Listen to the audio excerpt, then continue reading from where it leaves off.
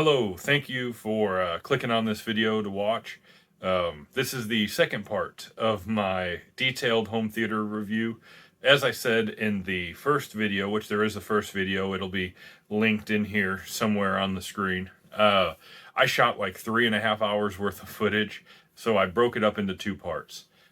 This part, the second part here, is going to start from my projector, which is behind the camera, and then going around the rest of the room and talking about everything there. So you can watch this part first, or you can go back and watch the first part afterwards or before, whatever you'd like to do.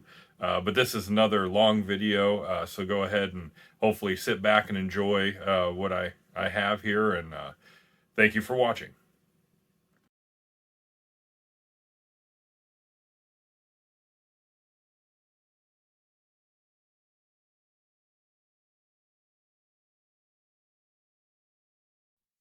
This projector is somewhat unique in that it's a DLP projector, but it's an LED based DLP projector. So it doesn't have a lamp. It uses a 3-chip LED light source. So a red, a green, and a blue LED light to generate the image, color, and light output. And this is a Knoll Systems LED 1081 projector. Knoll Systems are, I think they're out of business now.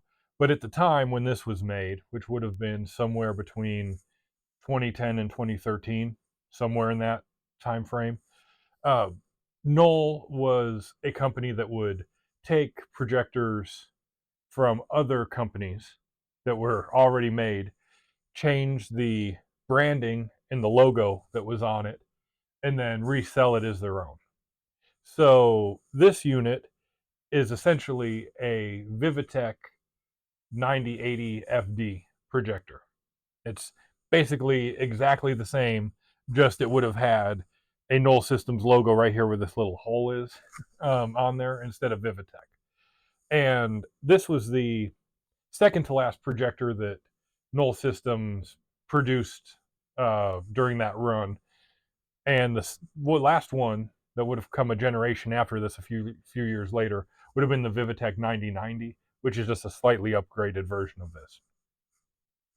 So anyways, with all that out of the way, this projector is actually really nice for what it is. And the story of how I found this projector was because I used to have a couple older JVC projector units. I had a JVC RS10 and a JVC RS15 that I used to have. And then I had an RS46 for a while. All of those I found used through either Facebook Marketplace or eBay for pennies on the dollar. They were pretty cheap in comparison. But I was looking around, and I have the bad habit, as a lot of people in this hobby kind of have, of wanting to try different stuff and see, about getting a new item in, and just experimenting with other things and seeing what it's like.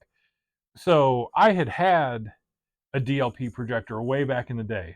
One of the very first projectors I had was an Epson, which is a LCD projector. Following that one, I got a BenQ projector, DLP. I don't remember which one it was. I think it was like the 2050, I think, or 1050 or something. I don't remember. But I had that one for a while, and that one, when it broke, is when I jumped over to the JVCs, which I'll get to the story of how that one broke and kind of the reason why this home theater got moved around the way it is here in a minute. But I had never had a really high-end DLP projector. And while I had my JVCs and they had really good black levels on them, uh, they were bright and they had some dimming stuff, but I didn't like the lamp aspect of it. I partly because I never bought a full-fledged JVC lamp because it was more money than what I had actually bought the projector units for, and I didn't see the reason in paying that much for it. So I was buying secondary lamps and not the most bare bones cheapest ones you could find. I was getting them from pretty good retailers, so they were like a mid-level lamp. But I constantly had lamp flicker and dimming, where it would lose brightness after so many hours, and I felt like I was spending more money trying to replace the lamps. So I had stumbled upon a post, and then what ultimately was, a forum of posts on the AVS forum about older high-end DLP projectors.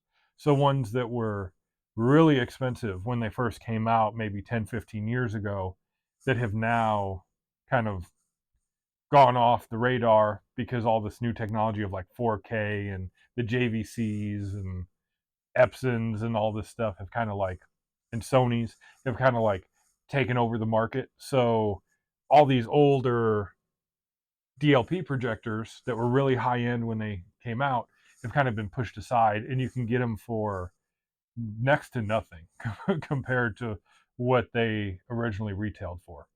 So I ended up looking through that forum and read like 300 pages of posts. I mean, there was hundreds and hundreds and hundreds of posts on there.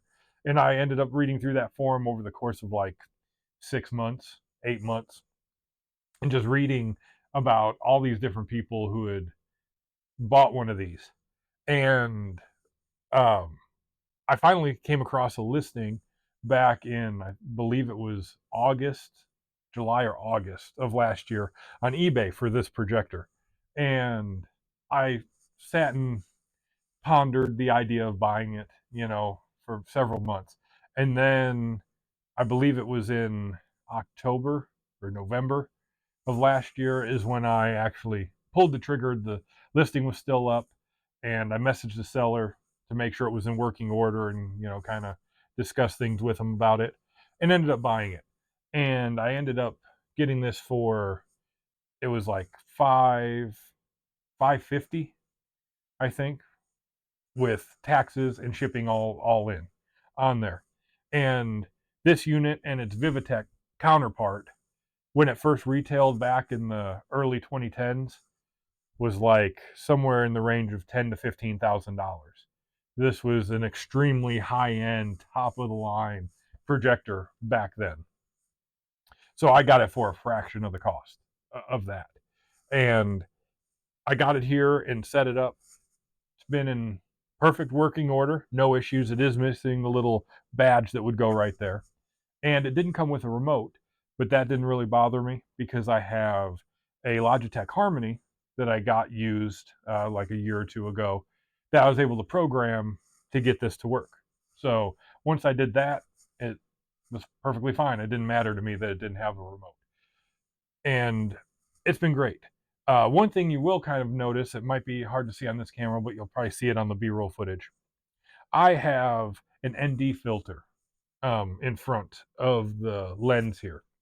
Now, the reason for that is this projector doesn't have, I shouldn't say it. It does have a dimming feature, but it doesn't work very well. It causes the image levels to raise and drop with any slight adjustment in brightness in the image. So it's way too distracting. At least to me, it's way too distracting to watch.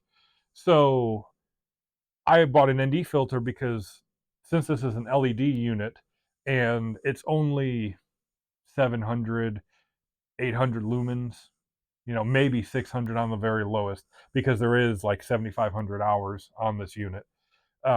LEDs will last a lot longer. They're supposed to last for like 20 or 30,000 hours, so it's nowhere near the end of their life cycle. So they might have dimmed a little bit, but nowhere near in comparison to like a lamp-based projector. But even at the, say, 600, 700 lumens, 800 maybe that it's at now, on my projector screen, which is a 1.1 gain screen, it is so bright without the ND filter that if you're watching bright content, it'll start to strain and hurt your eyes to the point that you need to stop watching for a while because it'll be that bright. And so I looked around and I ended up buying these ND filters, which this is just the ND2 filter, which is one of the lower ND like levels, so it's not as dark as some of the higher ones like a 4 or a 6 or an 8 or a 10 or whatever. And this little contraption arm from Amazon, and stuck it up here. And this really helps cut down on not only the brightness, but it helps lower the black floor on it by cutting the lumen output. And in this room, unless you're like how I'm filming now with my LED strip lights around the top and the main center light on and everything, if you're in a complete pitch black room, cutting the light down to like 400 lumens or whatever it is that this puts out with the ND filter is plenty bright enough. And you still get a great level of contrast and detail and shadows. And the black floor on it is low enough that, yeah, it's not as good even as those older JVCs I had, but it's still a lot better than buying, say, a $500 DLP projector you would buy on Amazon nowadays. I mean, it's way better than that, like head and shoulders above that. So yeah, so this is great. It's an awesome projector unit. Eventually, I'm going to do a video on just the history of me having projectors in my home theater, and with that, maybe I'll show some like footage or something because I don't know what's going to be copyright protected or whatever. So I won't show that in this video. Maybe on that standalone video I will. But this is an awesome projector, especially for the price, and it's all thanks to that AVS forum uh, post and everything that was in there and that whole chain of messages. Just reading through and finding this and discovering a whole new world of like projector units. So once I got this, I ended up selling my JVC that I had. I had an RS46 at the time. And so what I sold it for, my net cost, I think I ended up breaking even between the two of selling that one and buying this one. So it's kind of a wash on there. So then if you want to look down a little bit right here, you can tell my projector is shelf mounted here on the rear wall. Now, the reason I did that, and it wasn't just for this unit, I had this up here well before I bought this one. I've had multiple projectors back here on this shelf. But the reason I did that is because when my room was originally turned the other way, which would have been the screen would have been on this wall and all my equipment and projector would have been back that way, I had my projectors hanging from a ceiling mount, kind of centered in the room, kind of back a little bit behind where the camera is actually placed right now. And I was projecting onto the left wall over here. There were some problems with that. Um, one being it was tied into a floor joist, like that's where I had it bolted into.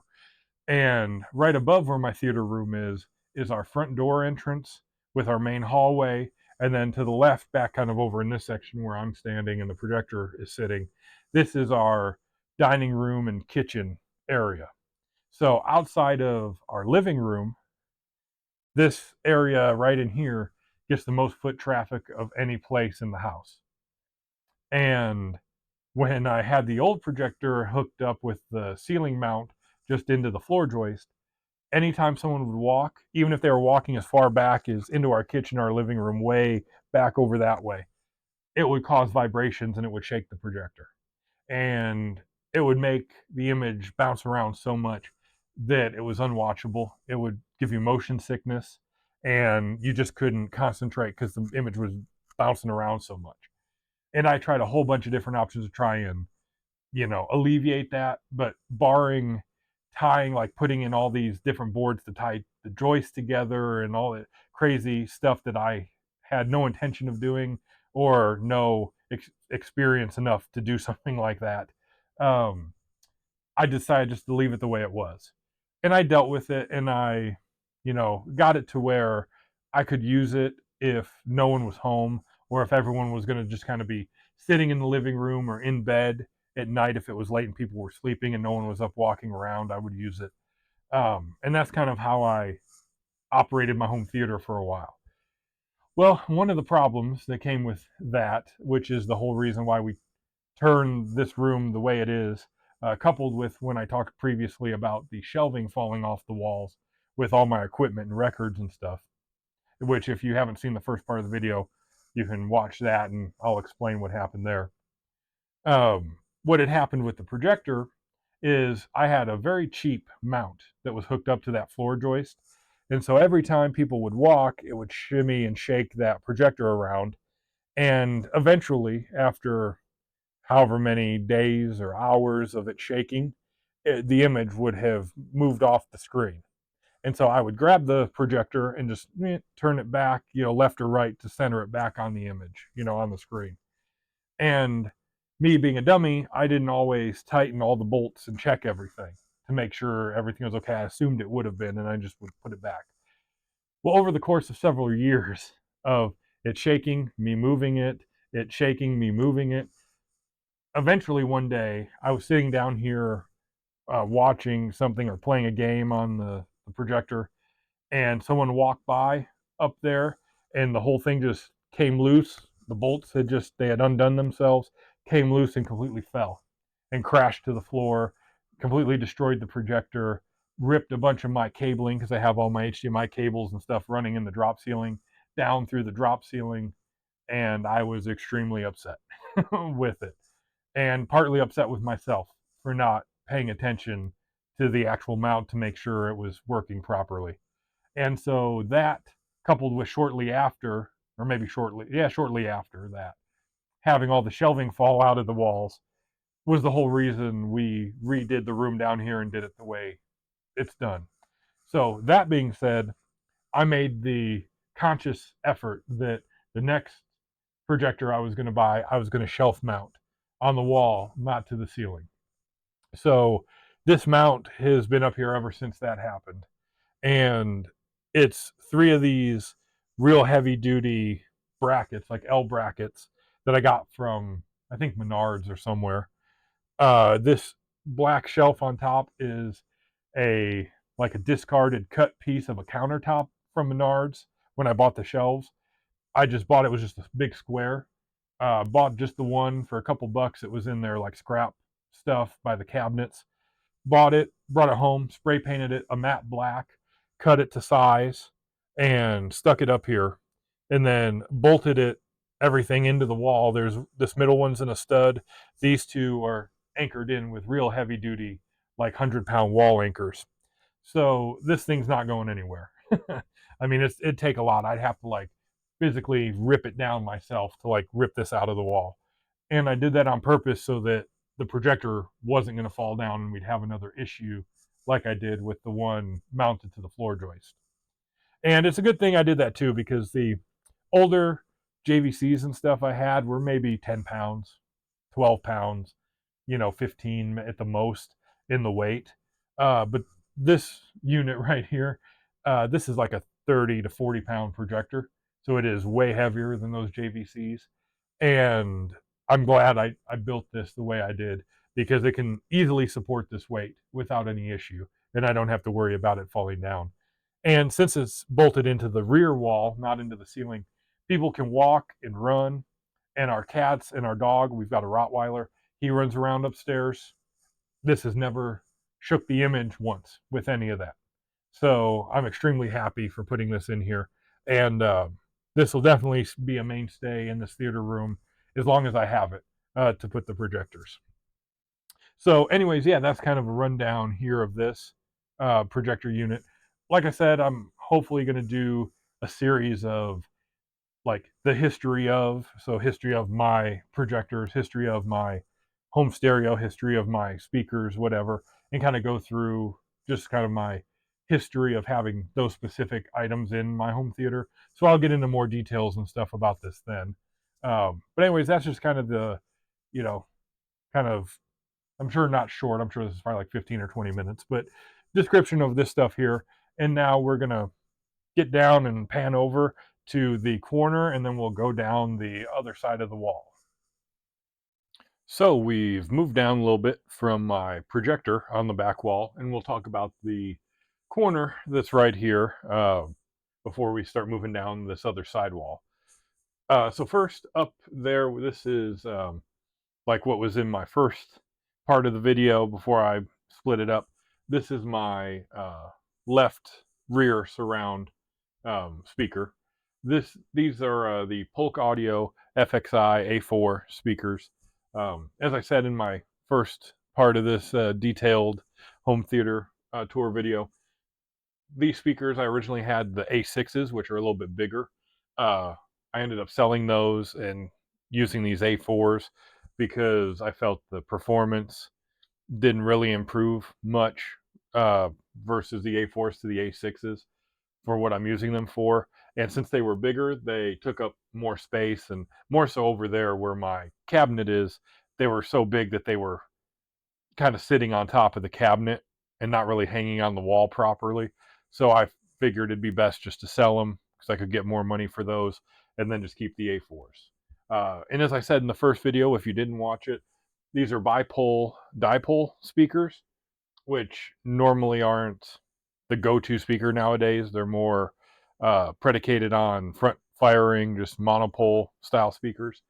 But for my room, my setup, these speakers work really well. I've got them set in bipole mode, and I have them flip-flopped. So this is actually the right speaker, uh, and the one over there is the left, but I flip-flopped them.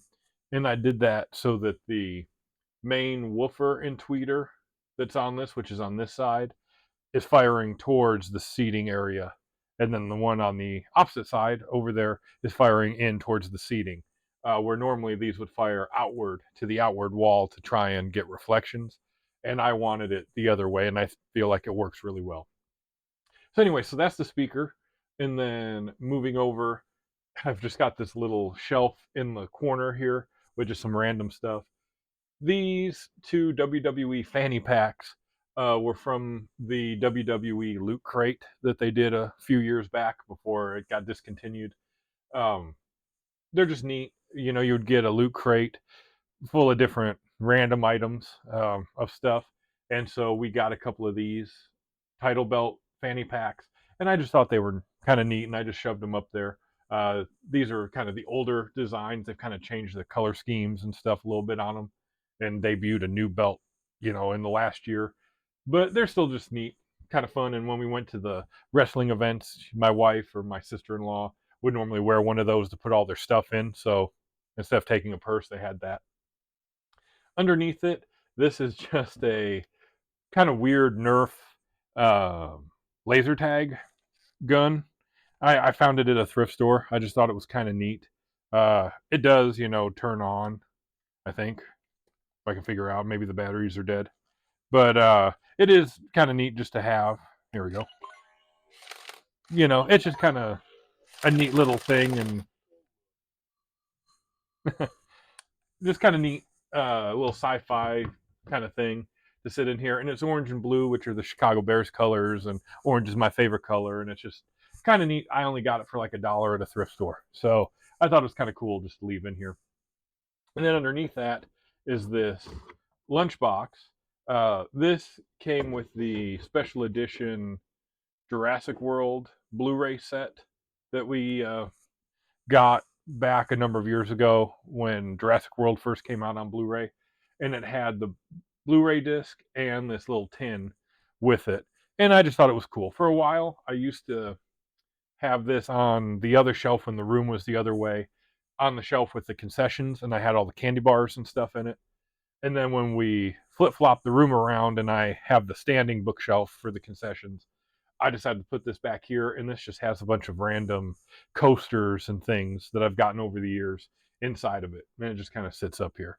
But it's neat, you know, because it looks kind of vintage, you know, and it's just like a neat little thing. And then I have an open space. I used to have another memorabilia thing sitting there that I ended up getting rid of, so that's just an open space. Maybe I'll find something else to put in there. So that pretty much covers this wall right here. You can also see a little bit of the Lord of the Rings artwork, the Return of the King artwork that my wife's friend from high school made, which I kind of talked about in the previous video right there. And so now we're going to kind of keep going down the wall, and we're going to talk about the Friday the 13th movie poster that I have on the wall right here. All right, so we've moved down a little bit, and I'm going to talk about this movie poster first before I get to the rest of my wall over there with my action figures and everything. So this movie poster is somewhat unique. This was a movie poster actually created by the local drive-in, which is on here. It's the Skyview Drive-In in Litchfield, Illinois. Back a few years ago, I believe it was 2021, when Friday the 13th fell. I think it was in May of that year. Yeah, May 13th and 14th. Anyways, they were running a special triple feature, as you can see on here, of the first three Friday the 13th movies at the drive-in, and you could camp out and everything. I mean, you could see all the info on this picture. But they made this custom poster, and they had it on the website and in their little marquee like box over by the drive-in. And I thought it was really neat and was cool. And so I basically just took the image off their website and sent it to, I believe it was Walgreens or Walmart, one of the play, I forget which one. But I sent it there, did it to a poster size, had them print it for a couple dollars, and then got myself a cheap frame from the store to put it in. And I have this kind of unique Friday the 13th poster here in my home theater. And a lot of people ask about it because it looks retro and it's just unique. It's not something you're going to really find anywhere else. So it was really cool, and it's a cool thing to have here and a cool conversation piece. And it kind of mirrors and goes along with the other poster down at the other end, which is of the Predator from 2018. So yeah, so this is cool. I am a fan of the Friday the 13th movies, and kind of the slasher movies and some of the more, I don't know, like B and C level horror movies, are fun to watch sometimes. So this is just a neat piece, and I like it because it's rather unique, being that it's from a local place and you're not really going to find it anywhere. So that basically covers this, and then we will move the camera down a little bit, and we'll talk about my action figures and VHS tapes and stuff that's on my wall over here. Okay, so we're going to start now talking about all these action figures and these VHS tapes that are on this display wall right here. We've moved down just a little bit to the right of the Friday the 13th drive-in poster that's on my wall. And this wall is separated kind of into two sections. So we have all the action figures and these VHS tapes on the top part of the wall. And then we've got some more stuff down on the bottom part of the wall on the shelf over here, which we'll get to in a minute. So starting here, these shelves that are on the wall are actually just IKEA shelves. Um, this one here in the middle is one solid shelf. It goes all the way across. And then the ones here, the other three, are actually two, like one that goes about a third of the way and then a smaller one next to it that's matched up. These are from IKEA. They were, I think, picture frame shelves. They have a little groove in the middle so you can sit picture frames in there and lean them against the wall. I didn't pay a whole lot of money for them. I think when I bought these 5, 6, 7 years ago at IKEA, they were like $10 or less a piece. Uh, maybe, I mean, give or take a little bit, maybe a little more for this bigger one, and then a little less for these smaller ones that are on there. But all told, I probably spent maybe $30, $40 maybe for everything, if I remember correctly. But they're just these black IKEA shelves, and I just have them screwed into the wall on wall anchors that are, like a third of the way down on each one of them. And that's just what those are. And I've used them kind of to do my figures here, and then these VHS tapes. Originally, these were set up differently, and they had only action figures, and it was basically wrestling stuff. It didn't have any of these other things on here, and I've, over the years, um, kind of pared the stuff down that I wanted, sold some stuff off, and then went and brought some older figures in here, like this section here, which I'll get to in a minute, is all my old action figures from when I was growing up. They're all original first run action figures, except for this alien egg that's a little bit newer. But that's on there. These VHS tapes, most of these are all older ones that I owned, except for one or two, which I'll get to in a minute. And then all these action figures were ones I bought more recently, within the last like 10 years since we've owned the house. So, real quick, I'm not going to go through every single figure, but I'll kind of go with what's up here. This top section, like these guys here, that's Finn Balor. He's one of my favorite guys nowadays in terms of wrestling in the WWE. And I really liked his aesthetic with all the face paint and all the theatrics he had with it. So these figures up here just kind of show different versions of his face paint over the years while he's been in WWE. And I got all these around 2017 through like 2019. I got a lot of these at Toys R Us when they went out of business back in, I think it was like 2017 or 2018. Um, and they went out of business, and then I know they kind of were gone for a while and then came back. But at the time, I was working for Hertz Rent-A-Car, and so I was managing multiple locations, and I had to drive all the way to the north central part of the state. And so I would stop at the different Toys R Us stores that were going out of business and buy a lot of wrestling and action figure and other kind of memorabilia stuff. And some of it I've sold, some of it I've kept. There's some other stuff down on this shelf that we'll get to in a minute. But most of these figures up here and then this kind of section were all figures I bought during that time period. So I've got these Finn Balor figures up here. I walk down just a little bit, and you'll see all these on the B-roll as I get closer. We've got some AJ Styles figures, another guy who I'm a big fan of, and was a real big fan of when he came over to WWE a handful of years ago. Next to that, we've got a couple Shinsuke Nakamura figures. Another, he's a Japanese wrestler. He came in the WWE back like almost 10 years ago now, and I was a big fan of his. Then I've got a Nia Jax figure. My wife really likes Nia Jax, so we've got a figure of her up there. And then down here, there's a older Roman Reigns figure. Uh, Roman Reigns, especially at this time period, which would have been in middle to late 2010s, um, was actually more of a favorite of my wife's cousin, who's since passed away. So we kind of just have this here because she was a fan before she passed. And then this one here is a Sting figure. Sting was my favorite wrestler growing up.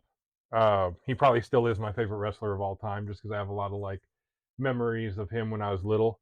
So this is, an older version of Sting, but a newer figure. It was part of the WWE like classic collection. So, I've got that because that's the type of Sting I remember, that era from my childhood.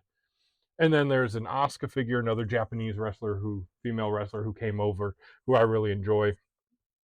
This is Braun Strowman, another guy that I like, and my wife and her sisters like. He's real big burly guy with a big beard and stuff. So I guess I could see why my wife likes him.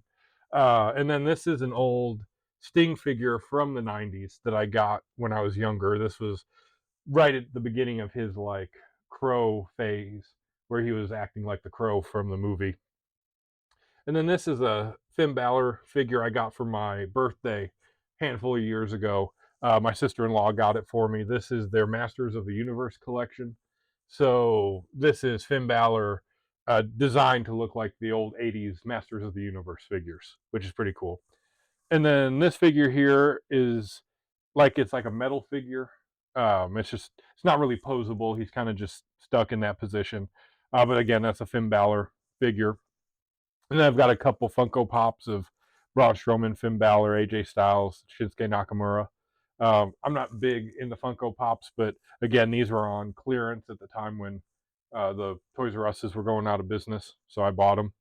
And then I know you can't see on this camera, but you'll see in the B-roll, there's these little metal figures, again, a Braun Strowman, a Finn Balor, and an AJ Styles. I got those from a dollar store at some point. Now, these two on the end, these are actually my wife's figures. These are figures based on the Yellow Submarine characters, like the Blue Meanie and all that. So my wife had those growing up, and they were in the storage box. And so when we got the home theater here, she thought it'd be a cool idea to add them to everything else. So these are both her figures, and they fit in, you know, with everything else we got going on here. And then jumping down, this section here is probably my favorite part of all this. I mean, I enjoy the wrestlers, and I started doing the wrestling collection stuff back, like I said, in the like 2017, 2018 time frame, because of all the Toys R Us is going out of business, and I got all these figures on like huge clearance prices, and I kind of had a resurgence in watching wrestling around that time. So that started me back with the figures. But this shelf right here is probably my favorite part of my figure collection on this wall here, because all these figures were figures from my childhood growing up. This first part here, which I'll talk about in my nostalgia video when I get around to making that, about the movie Aliens being my favorite movie of all time. These are all first run Kenner Aliens figures from the early 90s. So I got these all in that time frame from like 1991, 92 to like 1995, probably. Somewhere in that time frame is where those figures came out. And these are all first run. I got them all uh, from the time they released. And so this is first run Queen Alien, which she's kind of messed up. She has a little bladder that's supposed to move the second mouth in and out. That's been broken for like decades now from me playing with it so much. So the mouth just kind of sticks out. It doesn't really go in and out anymore. But this is a Queen Alien, and she's got a little button on the side that'll whip the tail back and forth, which is kind of cool. This is a gorilla alien that can spray water out of its mouth. If you kind of put its head in water and squeeze it, it'll fill up the little bladder, and then you can squeeze it, it'll shoot out. And then he's got a little button in the back that'll open and close his arms, so you can grab another figure in his arms, which is kind of cool. This alien here, I don't remember what the official name of it was, if it was like a scorpion alien or something, but this one is a battle damage alien. It's really cool. It blows apart into a bunch of pieces with a button on the back. So the chest comes apart, the arms come off, and the head comes off, which it's got some plastic guts attached to the head. And you hit the button, and it'll just kind of eject off into these pieces, just leaving the legs there. And I always thought that one was really cool. And then this one is a bull alien. This one is actually the most touchy out of all of them. This has a little button that will cause its head to kind of go out like it's ramming like a bull would. But the button that's on the side right here is very touchy, and the legs can hit it and cause it to go off. So when I was able to kind of get him in this position, I very gently put him up there, and I try not to mess with him because his head will pop off and it'll hit all these and knock him down. But that one's really cool. And these three aliens here, I guess this one's kind of from the movies, but these two especially were made specifically as toys and kind of explored more in like comic books and things. They were never actually shown in any of the movies, to my knowledge. So the Queen is from the second movie, and I guess this one could technically be considered part of the movies because it looks just like a standard warrior alien for the most part. The color scheme's a little different, but essentially it's just the standard alien. But anyway, so yeah, so these are my favorite probably action figures I own are these four. And I've always been on the hunt to find the rest of that first run and second run line of those aliens to add to my collection here. And I've bid on some on eBay and like Shop Goodwill in different places.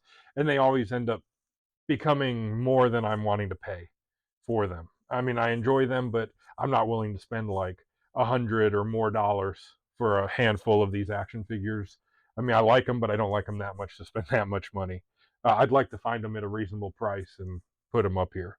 And then this right here is an alien egg. I actually got this for my birthday the same year I got this Finn Balor figure.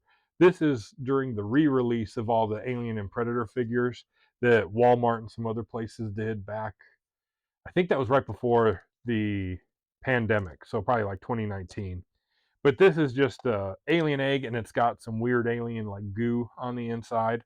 And this originally came with some minifigures. So it had like a little warrior alien and little like face hugger and stuff that almost looked kind of like almost like a Lego type piece, and they were in the goo, and you had to fish them out. They were in a plastic wrap in the goo, which I ended up selling those. I just gave them away because those didn't really fit the aesthetic, and they weren't detailed. They were just little blocky little characters. But I thought this egg is really cool, and so I leave it here with this other stuff. It really fits, with the rest of my figures. And then moving over, we've got these three. These are, I think, first run, maybe second run, but these are also from that same time period of the Alien figures. These are Kenner Predator figures, which this middle Predator is based on the first movie, I believe. And then these two on the left and right are, again, similar to like these aliens here. Never really explored in the movies, but they're kind of takes off of that may have been in comic books or just figures that were made for toys.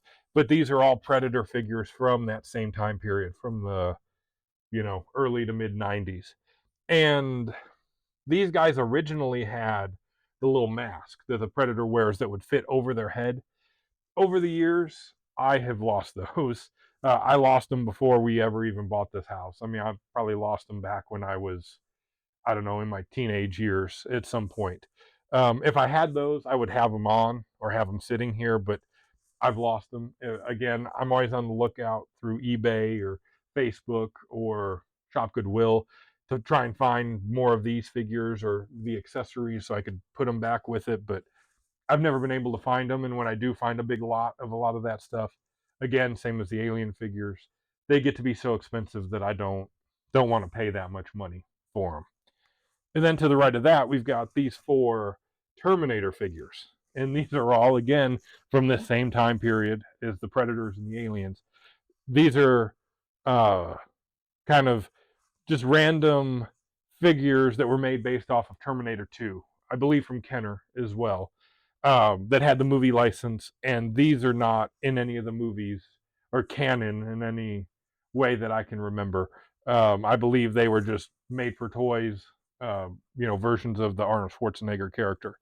I don't know officially what these guys' names are, but this one here, he's got a little rocket launcher, which I've lost the missile over the years, but it had a little rocket launcher that he could hold and shoot. This one was just like a battle damage one that has pieces missing on him. He may have had an actual gun or something, but I don't know what's happened to that.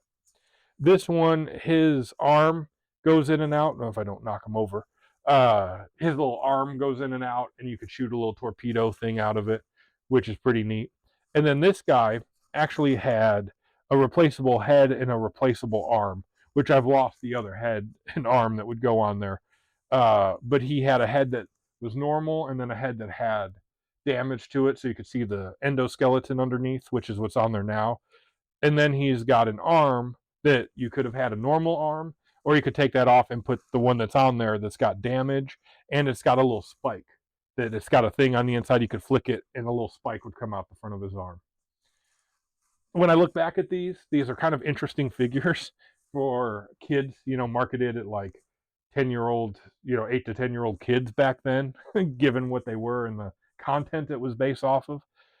But these all hold a lot of sentimental value to me because that was from early part of my childhood, and I was able to get all these first run toys, similar to probably how older generations view Star Wars toys or He-Man or original Ninja Turtles or something. That's how I view these toys here. They're just cool nostalgia stuff, and they hold a lot of sentimental value to me. Then to the right of that is just two kind of random figures. This is a Swamp Thing figure. He honestly is one of the, I wouldn't say earliest, but he was one of the figures I played with probably the most outside of my Alien figures when I was younger. He was just a kind of standard Swamp Thing figure. I think this was based off the cartoon that came out in the early to mid 90s for kids. And he's got a little like boomerang type thing that he can throw, and he's got it's tied with like a string. So you could just like make him throw it and then like pull it back. And I've just got it tied around him so it sits there. But that was pretty cool. And I hold a lot of memories of that figure, playing with him quite a bit. And then this one on the very end is a late 90s Ghost Rider. His head actually glows in the dark, which it doesn't really do much anymore, but his head glows in the dark. So back in the day when it really worked, you would just leave him in the sunlight or underneath a lamp. And then when you turn the lights off, his head would glow that neon green. And then you would see, because it's kind of neon colors, the flames behind him would kind of like glow in that yellow, orange, red. It's pretty neat. Kind of a cool thing. And this figure I played with quite a bit as well because he was highly posable. He had like multiple arm joints, shoulder joints, hip joints, leg joints, foot joints, knee joints. You could bend him in all kinds of crazy poses. And I actually have a picture on my Facebook page, I think, from when I originally found all these toys at my house years ago, of him bent in like a weird doing the splits kind of position thing with his arms up. But I played with him a lot because he was so posable and movable, with his parts. Where a lot of these other figures, you could only move like one arm for articulation or one leg, or his head would just turn. He could move in all these different directions and do all this stuff. So anyway, so that's these figures here in the middle. And like I said, they're probably my favorite thing that's on this wall for the most part because I have so many memories of playing with these figures, and they give me a lot of nostalgia and sentimental value. So now if we move down to the last shelf that's on here, these are some of my, I wouldn't say favorite VHSs, but most of these hold, like basically this section here with all the animated ones, hold a lot of sentimental value to me because I watched those a lot when I was growing up. And then the ones that kind of bookend it are ones that I've just found over the years that I think are cool, cool artwork or something that I've put in here. So we'll start at the end over here. This one, I actually just have this up here because I like the cover art and I think it's kind of neat. But this is like a B movie from Charles Bronson called, and I'm probably going to butcher this, uh, Kinjite or Kinjit. I don't know, but it's like he plays a detective going after a guy who like murders a Chinese prostitute or something. It's just like a funny canon like B movie that I think is just kind of neat. I found this at a thrift store and just thought it was neat, so I put it up here. I may end up selling this and finding something else to put up there eventually, but for right now, I think it's kind of cool. To the right of that, this is another video that I found at a thrift store. It goes along with the wrestling aesthetic. This is genuine black and white wrestling classics, and these are just old time wrestling matches that were put on VHS during the, I don't know, this is probably like the late 90s when this was made, mid to late 90s, actually early 90s, 1991. So yeah, this would have been classic matches from like the 60s and 70s, put on a VHS tape to watch before all the internet and YouTube and streaming were around. And then we're going to get into this section right here.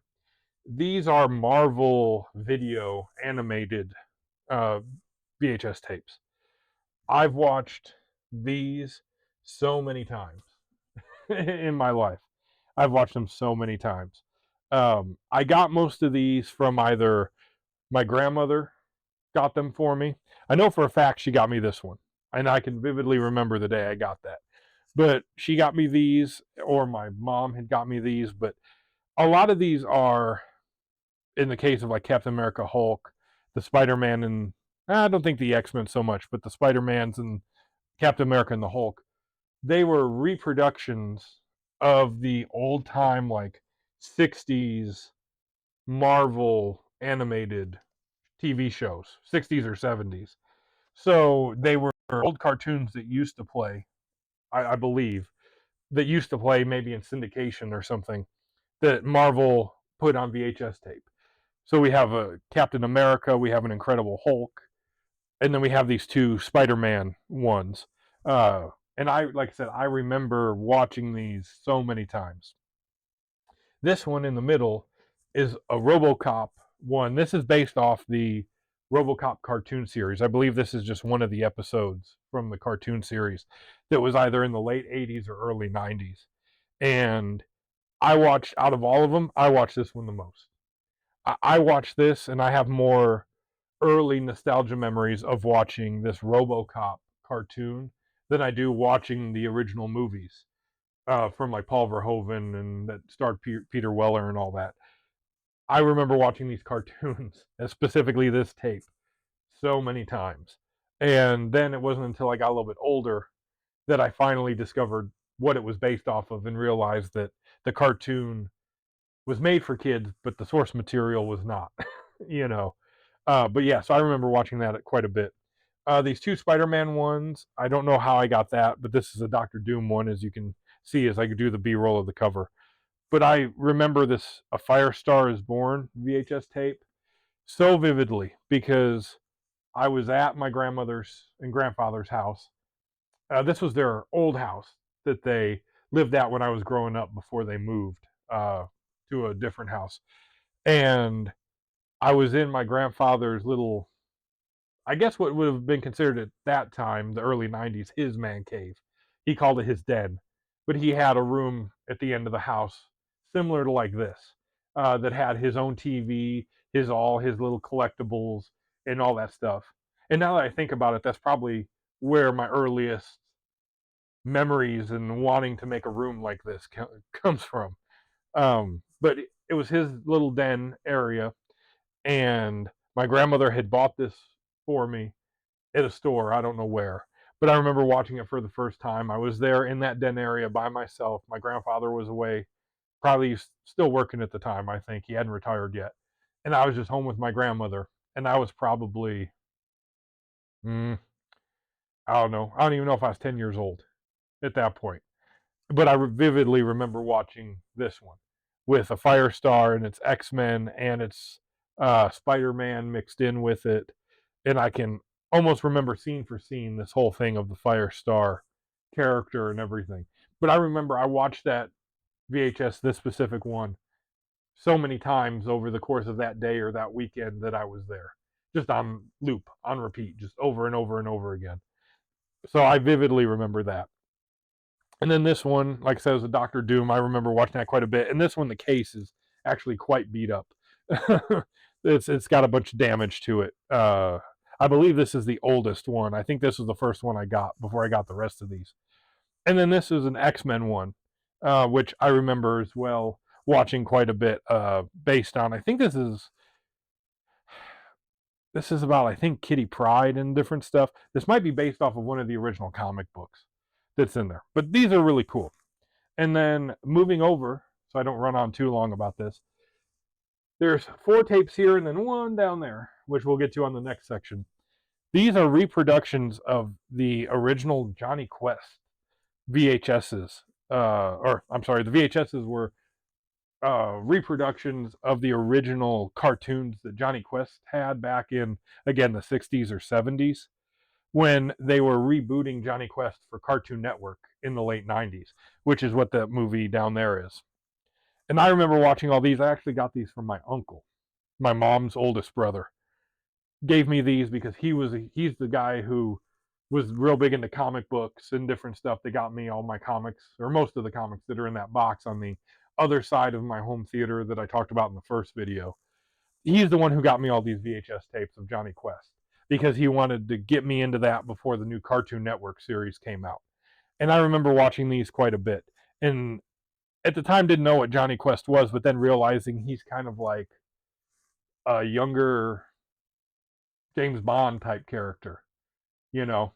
And so me being in that age range, I thought that was really cool, you know. And so I've kept all these. At one point I had thought about selling them, but I then decided, nah, I'm going to keep them because they're cool. The artwork's neat and they're hard to come by, you know, so I want to keep them. And then at the very end, to kind of end with this section, these are just 2 movies. This one's The Beach with Leonardo DiCaprio. I just think it's a cool cover, and I don't really remember much. I remember watching that movie one time on like HBO when I was at my grandparents' house because they had the premium channels. And I remember watching that, but I don't hardly remember much about it. But I remember the trailer with the Moby song that played on it. So I don't know. I just have it up here because I've never seen it anywhere else, at least where I live. And then on this far right, I've never actually watched this. This is actually something I want to watch. This is Graveyard Shift, which is a vampire movie, but I just really like that artwork. It's a Virgin Records VHS, and it's got really cool artwork on there. And I know this one isn't super expensive, But I know this one I could probably sell for a decent bit of money. But I don't really want to. I just want to hold on to it because it's cool artwork and everything.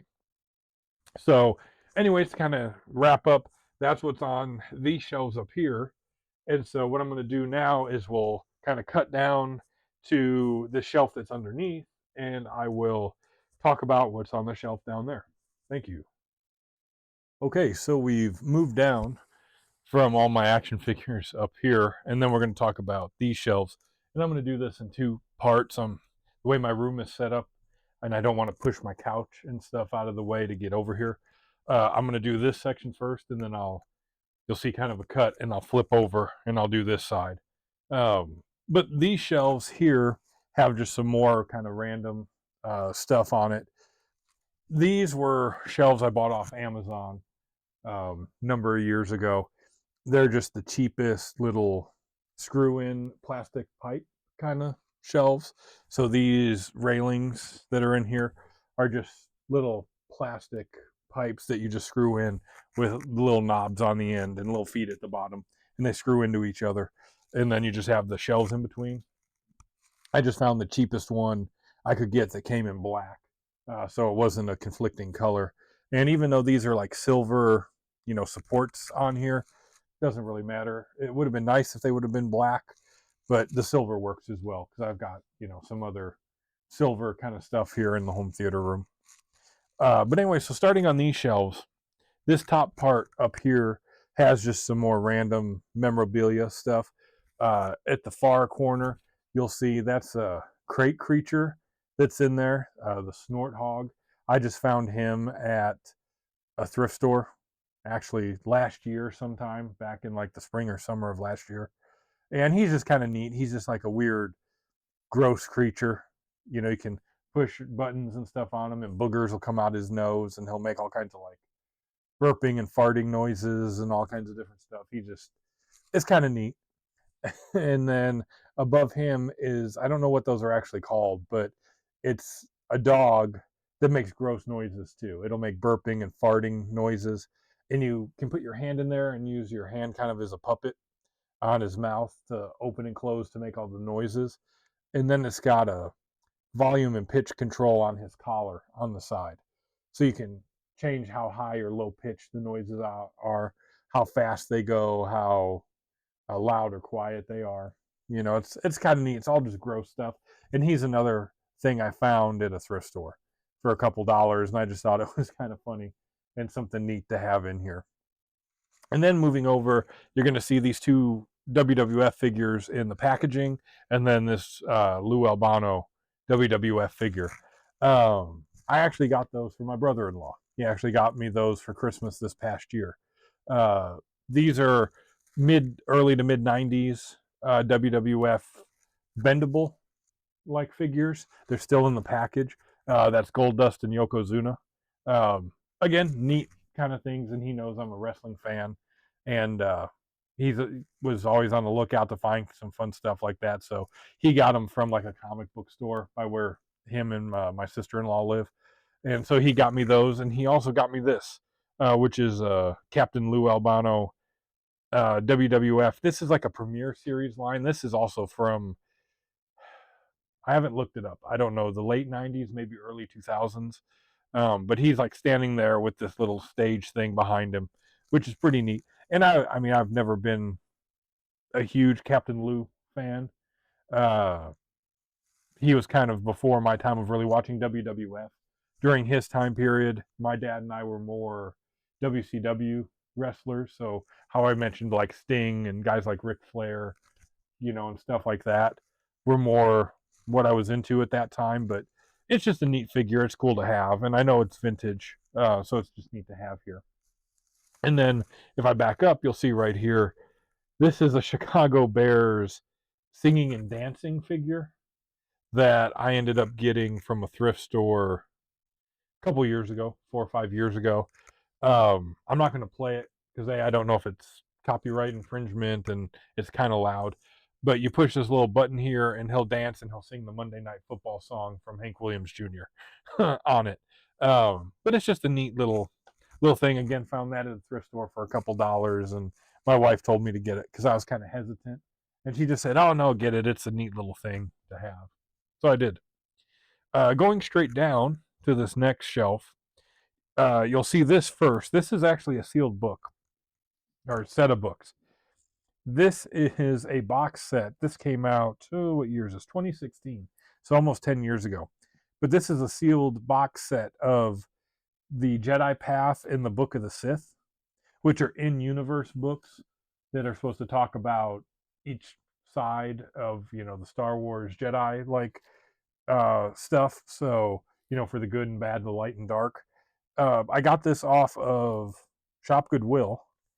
It was still a sealed copy, in the package a year or two ago.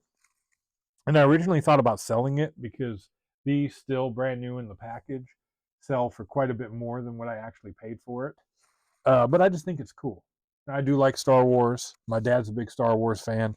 So that's just the cool thing to have. Maybe I'll sell it at some point. But for right now, I just have it sitting here because it has the 2 books and it's sealed. So then moving over, first is what is this? An ornament. An ornament that is Raiders of the Lost Ark. This is a VHS ornament. I got this from the clearance sale from Christmas items back, I think it was this Christmas or maybe last Christmas.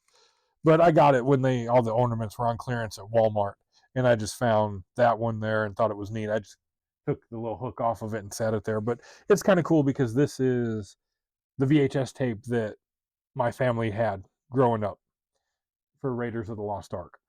So it was just a neat little keepsake thing, and I only paid like 50 cents for it when it was on clearance, so why not?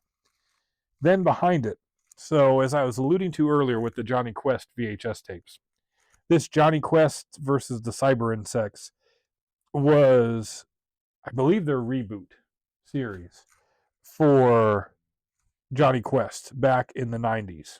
I have to look at this and see now. I think it is. Maybe not. Maybe this was an older one. 1955. I guess this was an older one. Anyways, okay, I stand corrected. Anyways, but that went along with these other ones. They were going to reboot the Johnny Quest series in the late 90s. And I got a lot of these Johnny Quest tapes from my uncle, who was trying to get me into it before that new series had come out. And this one I know is kind of like a full-length feature, where the ones that were up here that I showed earlier were kind of episodic, like episodes, so they were like 20 minutes or something. But I know that was a full-length feature, and I remember watching that quite a bit. To the left of that, this is King Solomon's Mines, which is a Canon video VHS release. That one is just neat. I've actually never even watched that movie, but I just thought that case was neat because it's the old MGM. It's not really a snapper case, but it's an old, similar to a snapper case. It opens and closes, and it's got, the VHS on the inside, and it's just kind of a neat case with neat cover art and stuff you don't always see all the time. So that's why it's there. Again, that's one of those I may eventually sell that and put some other stuff down here. I don't know. But I just thought it was neat, and it kind of went along with my other Johnny Quest tape, because it's the same kind of size and form factor. And then to the left here, I won't spend hardly any time on this, but these are a bunch of candles and room sprays and a candle warmer and everything there. Just because when I'm not making popcorn or whatever down here, I will from time to time light the candles, or I've got different wax melts and different like Glade plugins and stuff that I have. I've actually got one behind me over here, just so that the room down here smells nice. We are in a basement, and it does get kind of like, musky every once in a while down here. And on the other side of our basement has all our, like sub pump and all that sort of stuff. So from time to time when it does rain or something, it can get a little damp and stuff down here. So I will spray the room sprays and do all this stuff so it does smell good. Where if I am making popcorn, that will usually, be the smell that everyone will smell down here. And then moving down to the very bottom shelf. First, over here, we've just got a bunch of books. I've got a couple encyclopedia books for Marvel and DC. They're from, I believe, the mid-2000s or early 2010s. Got those at a thrift store. I've got a couple WWE books. I've got a couple old game guides for like Minecraft and a couple other games I have. Got a couple Chicago Bears books down here. And then at the very front and in this section, I've got some vintage Goosebumps and Nickelodeon horror from like Are You Afraid of the Dark books that I had growing up, just kind of sitting here. And the very front one is a graphic novel I got back in the early 2000s for Aliens versus Predator that they produced when it was announced they were going to make the movie. So that was kind of a retelling of the original comic books, kind of redone and put into uh, a graphic novel kind of form, compilation thing. And then on the left, to kind of end this little section right here, those are two Power Ranger Power Coin sets. I got both of those, same as when I started collecting all the action figures for like the more modern wrestlers back in 2018, 2019, right in that time frame when the Toys R Us stores were going out of business. So they had a lot of like movie memorabilia, replica kind of stuff, as well as just regular toys. And those were two of the things that I bought that I thought were really cool. In the front, in the longer case, those are the power coins for the 15 movie or 16 movie, the most recent Power Rangers live action movie that came out.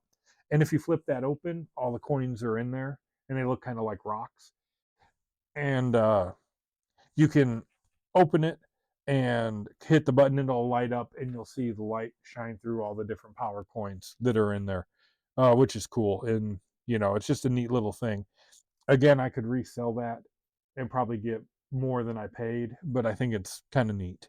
And then behind that is the power coins from the original live action movie from the early mid 90s with the original, well, most of the original cast, a few differences, but the original Power Rangers live action movie with Ivan Ooze and all that stuff. And those are the Ninjetti coins. So it's got all the Ninjetti symbols and stuff on there. And you can open it up and sit it as a display case, or you can keep it shut like how it is.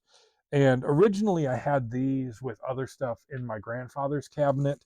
And then when I kind of changed stuff around in here, I took those out and put them here on this little, display area.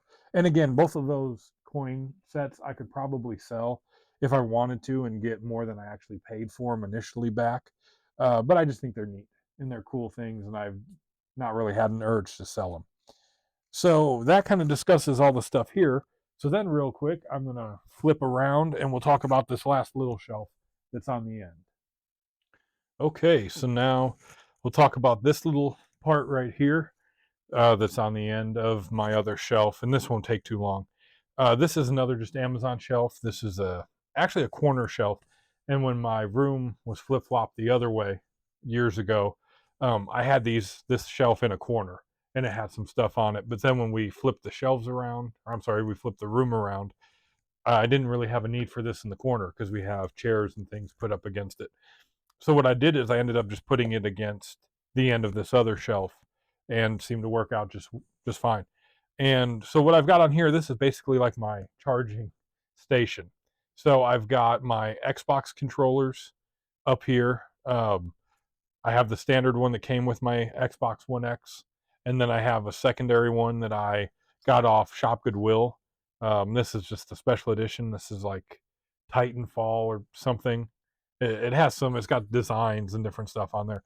I got it for pretty cheap, and there is a little, you can probably hear a little rattle to it. There is a plastic piece rolling around in there, but it works fine. It doesn't have any issues when you play it.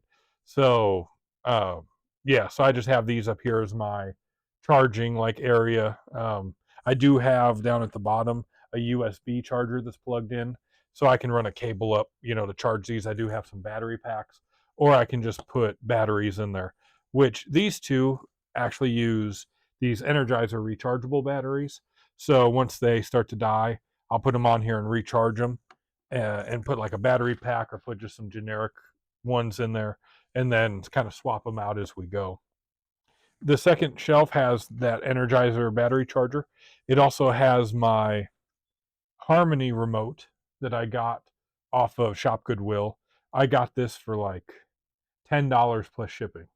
And this is an older version. It's a Harmony 1, but this basically controls 99% of what's here in my home theater, save for, like my LED strip lights or something.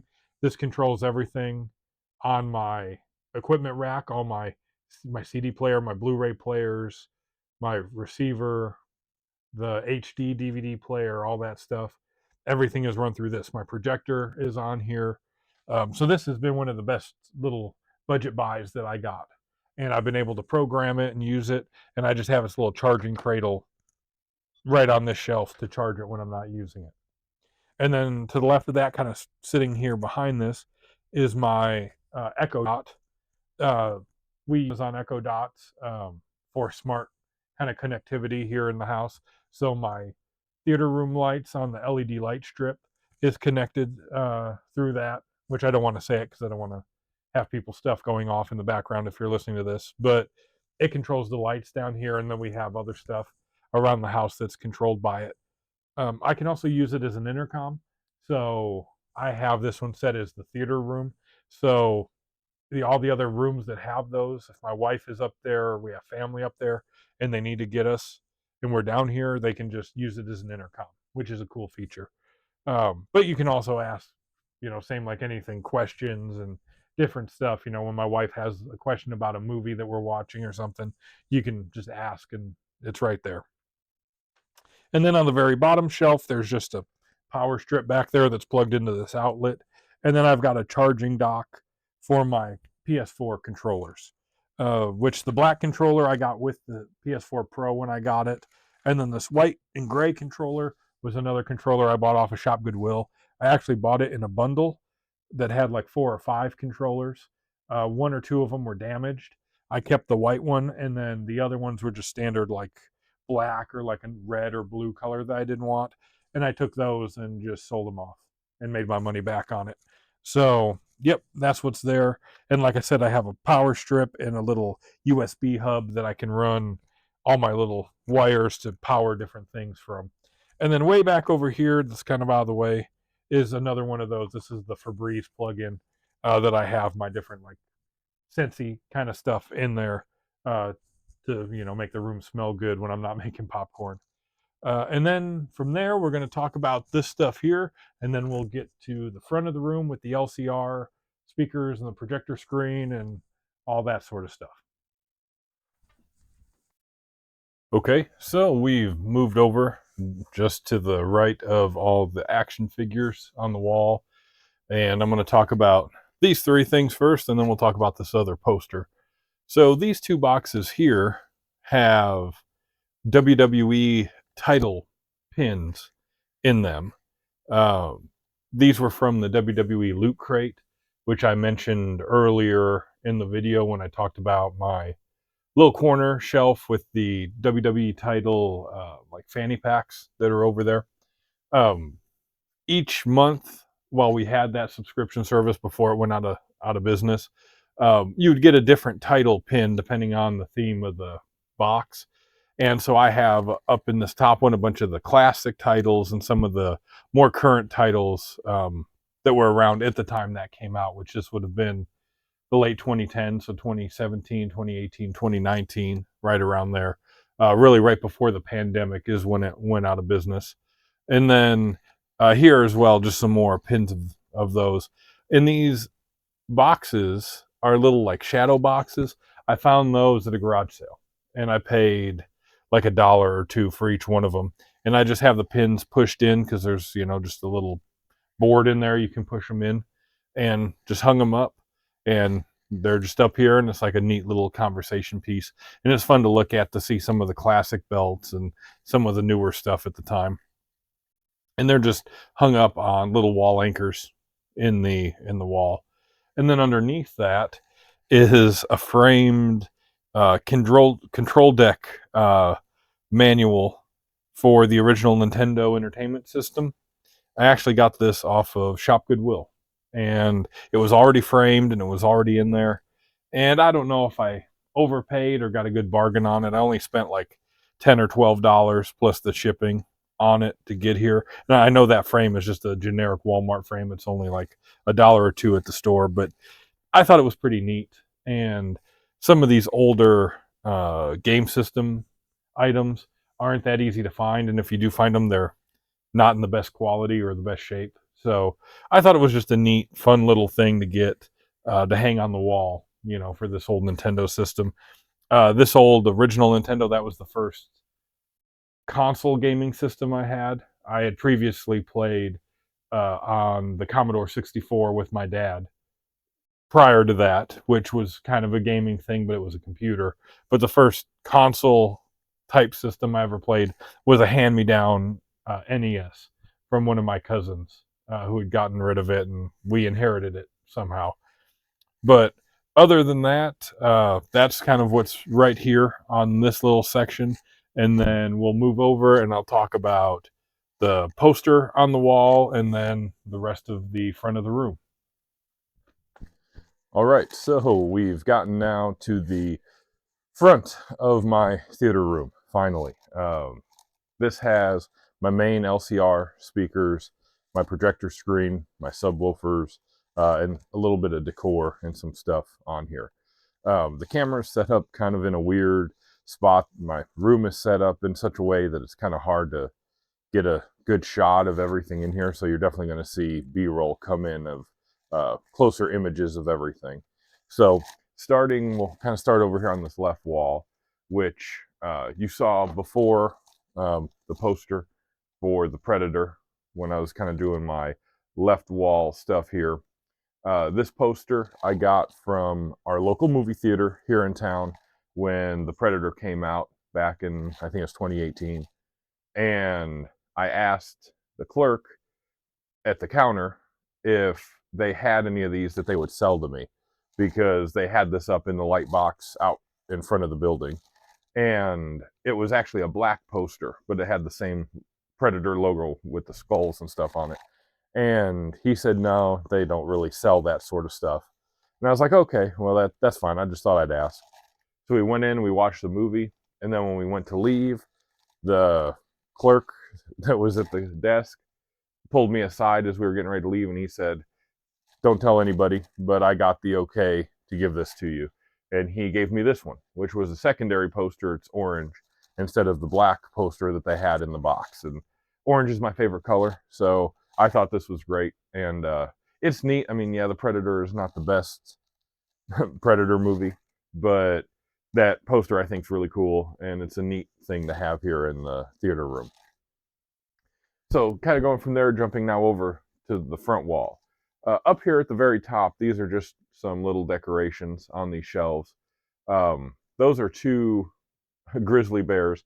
They were actually Old Spice deodorant holders. You can take the tops off of each of them and the stick of deodorant would sit in there. I got those as a Christmas gift years and years ago with one of their holiday deodorant packs. I just thought it's cool because me and my dad are both Chicago Bears fans from Chicago. So I just thought, oh, the two bears up there, it's just kind of neat. Nice, weird little thing. And then behind that is a Scandinavian troll book. It's something I actually found at the local thrift store here in town. And I just thought it was neat. It's just a cool little book that talks about the history of Scandinavian trolls and the mythology around them. It's a neat little book. And these shelves that they're sitting on, there's one here and one over there that we'll get to in a little bit. These shelves were actually put in here when we redesigned the room and flopped it this way. I put those shelves up because I originally had different standing speakers here, and I put smaller bookshelves up there as a height speaker, or maybe even like an Atmos speaker that I wasn't hanging from the ceiling. I just had them elevated. And what I found out is I couldn't get the separation. My room isn't tall enough to get the Atmos separation, which is why I don't have any Atmos speakers set up.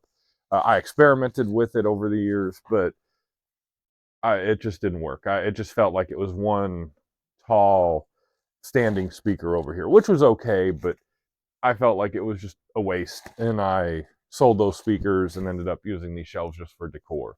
And then just went with a standard 5.1 system here in the theater. So now going below that, we'll talk about this, which, you know, the partner speakers over there. These are DCM Time 4600 speakers. These are actually kind of unique in their design. I'm again not going to go into a whole bunch of depth of how I got them and all this sort of stuff, but I got them used from a record store down in the St. Louis area called Record Exchange. They're a huge record store. They sell a lot of audio equipment and stuff too down there. And I had so much store credit set up that I was able to buy these with only a portion of my store credit. But these originally were damaged because these speakers are, like I said, kind of unique. They have a big woofer, and then they have, I believe, a mid-woofer in here as well, mid-range. And then they have a couple tweeters on the front. One of them is a like coax inline tweeter that's in here. And then on the very back, they have two tweeters on the back to kind of do rear imaging as well. And they're kind of weird. And the fuses down at the very bottom in the back where the plug terminals are, they have a fuse kind of like a light bulb that's supposed to protect the tweeters, because these tweeters, I guess, are notorious from back in the day for being blown quite easily if you overpower the speakers. So this speaker over here, the left speaker, was messed up, and it was real distorted, and audio was only coming out of the woofers. It sounded terrible. And I was going to buy them, and then we plugged them in to test them, and I heard that, and they were like, oh, we don't want to sell these to you because they're damaged and whatever.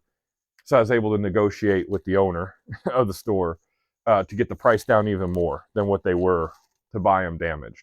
So all said and done, I used store credit, so I didn't even use my own money, technically, I guess. And I negotiated them down from the original price to $125 for the pair, which is actually a really good deal on these speakers. And brought them home, and I was able to fix up the fuse, because that's what was blown, causing the distortion in the tweeters and everything, and was able to fix them up, and they work pretty well.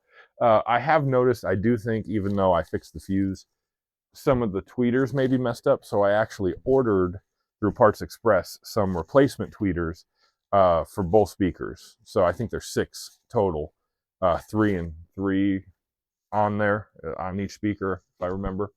And or actually, no, I think there's 8, because there's one, the inline tweeter, which is you have to get the exact piece to put it in there. But the secondary tweeter you can replace on its own. So I think there's 8 total on each speaker, but I got 6 replacement. And so I'm going to replace all of the ones except the inline tweeters. And hopefully, I plan on doing a video of that. It's just like a secondary thing showing me replacing the tweeters, because it shouldn't be too hard. But anyways, yeah, so that's how I got these, and they've been great. They're some of the nicest speakers I have. I've had some other good ones over the years. I tend to rotate speakers in and out, much to the chagrin of my wife. She doesn't really like that. She doesn't understand the urge to like upgrade stuff or try new things and test out stuff and whatever. So, but I've had these for, I don't know, 8 months, something like that. And they've been great. And as of right now, I have no inclination to really get rid of them. They produce a pretty good level of bass for their size. And it's surprisingly enveloping with those rear tweeters, the way that they kind of resonate the sound out from the speaker. It makes it sound way more spacious than what the speaker actually is, because when I shoot the B-roll, which should be coming in here in a second, you'll see these speakers are very thin. They're not like deep, heavy set speakers. They're very like thin and narrow and kind of tapered. And so it's really weird how the secondary tweeters on the back can create that sound. But anyways, those are my left and right main channels up here, which I'll get to my subwoofers and my center channel here in just a second. So there's that.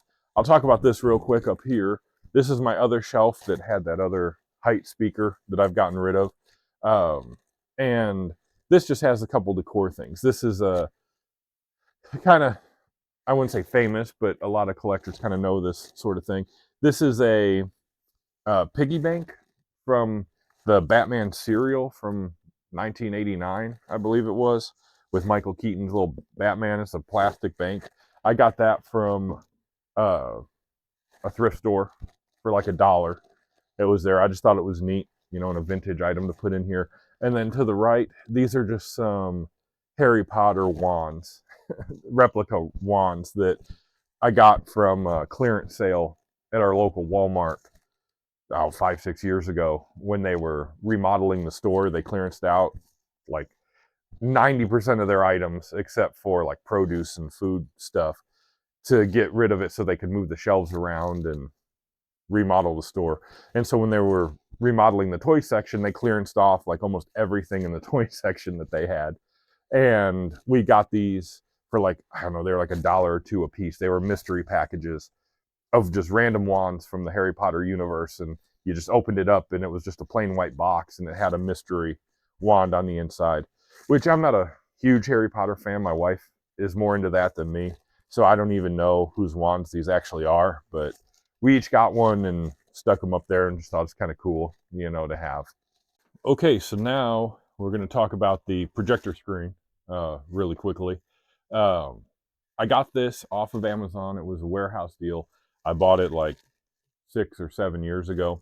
Um, I don't remember the brand, but I'll either put it in the description or I'll kind of put the text up here on the screen for it.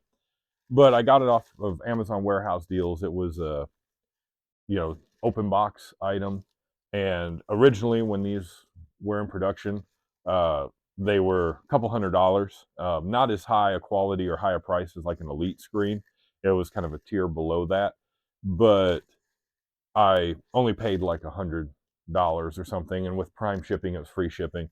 So I got this for relatively cheap on that. And as I said with my projector, when we were talking about that, the gain on this screen is 120 inches, but it's a 1.1 gain screen. So it's actually really bright and it puts out a lot of brightness back from the projector.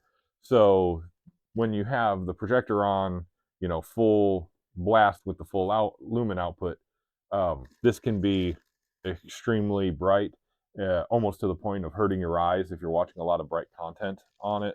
So that's why I have the ND filter up there, was to cut down on the brightness mainly. It also kind of helps with the black floor, you know, get a little bit better black levels on the image, but it's mainly to cut down the brightness because the brightness was so bright that it would start to strain and hurt your eyes after a while. So anyways, but this is a 120-inch screen. It's just a metal frame with hooks, you know, put into the wall. And you'll notice on here, if you were to look at the projector from, you know, the side angle of it, this house was built by the previous owners, and not in the fact of, oh, they hired contractors and construction companies to come and build the house. No, they physically built the house themselves with their own hands. The family had a lot of like handymen and, you know, people who were able to do stuff like that to a certain extent. So they built as much of this house on their own as they could. So because of that, this room down here, none of these walls are actually square. So the back wall is not square, the side walls aren't square, and the front wall isn't square. So if you were to look from the side at my screen, I've got sections that are kind of pushed in and other sections pulled out, and it looks all messed up and all in a weird thing. It's not sitting flush against the wall. That's because the wall isn't square. So if it was flush, the image would be all messed up. So I did that to basically project the image on here and get the image as square as possible for the seating in the room, and then just manipulate the screen here to like try and get it as close to being perfectly square as possible. But you'll also notice with this, there's the regular velvet that's on the metal frame, but then there's also a secondary black ribbon that outlines the image screen here. I did that because this projector, the Knoll projector, didn't have the same throw distance as my old JVCs that I had bought. And so the JVCs have a shorter throw distance, so the image was bigger. This one has a longer distance, so the image is smaller. You need to go back further to get a bigger image. So the image that this projector puts out at the furthest back I can get it on my back wall is only like, I don't know, it's like 118 or 17 or something like that, since you're taking, a little bit in on each side. It's a couple inches smaller than the 120. So I had to come up with a way to like shrink the border down to get it exactly to the size that the image was being thrown. And I thought about, oh, well, maybe just downsizing to like a 115-inch screen. That would be like several $100s. And then what do I do with this one? And then I thought, well, I'll just go and buy velvet from a crafting store and then just measure out the pieces and cut it and stick it on there or something. Uh, but that got to be kind of expensive for the amount of fabric I'd have to buy. And I'd have a lot of waste too, because I don't need to cover the entire screen. I just need for the border. So I thought, well, that's going to be a lot of money and kind of a waste. So ultimately, what I decided on is I went to the Walmart here in town and went through their crafting section and just found a roll of the most matte finish black ribbon that they carried with, I think this is like a 1-inch diameter, like width.